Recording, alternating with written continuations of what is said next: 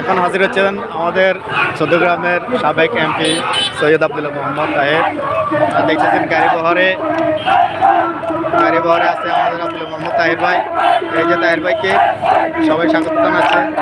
এত জনসমুদ্র আমরা চৌদ্দগ্রামের মাঠে আর কোনো দেখি নাই। বিগত সরকারের আমল বলেন, এর আগেরগুলো বলেন, আমরা কখনো দেখি নাই এত জনসমাগম।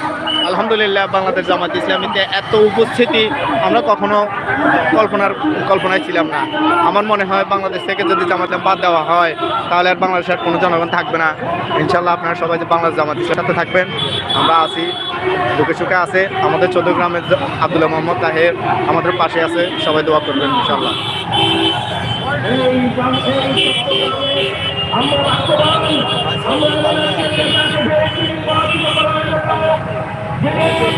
বাংলাদেশের জাতীয় রাজনীতির নীতি নির্ধারক যিনি আন্তর্জাতিক রাজনীতি আছেন, যিনি আন্তর্জাতিক আন্দোলনের নেতৃত্ব দিয়েছেন, যিনি বাংলাদেশের একমাত্র যিনি বাংলাদেশের দুর্নীতি দমন কমিশন থেকে দুর্নীতি মুক্ত সার্টিফিকেট লাভ করেছেন। কি একটা অবস্থা দেখছেন, চৌদ্দগ্রামের কি একটা অবস্থা। আচ্ছা, এত জনসমর্থন আমরা গুনতে পারি না। আমরা জগন্নাথ করছি কি অবস্থা, আন্ডা ঘুরে আন্ডা টার্গেট আসলে যদি এর বাইরে হয়ে গেছে, পুরো বাইরে গেছে, টার্গেটের বাইরে।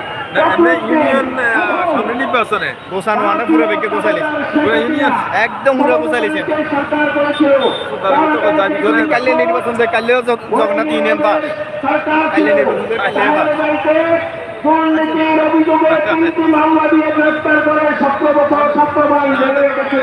আপনারা জানেন এই 17 মাসে 5টা সংস্থা তদন্ত করেছে।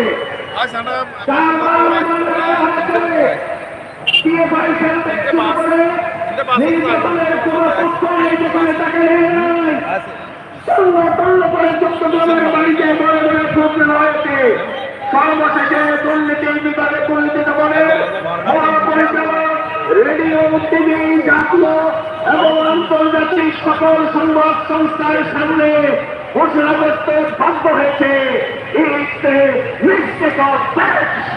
তথ্যের ভুলের কারণে ডাক্তার তাহেরকে গ্রেফতার করা হয়েছে।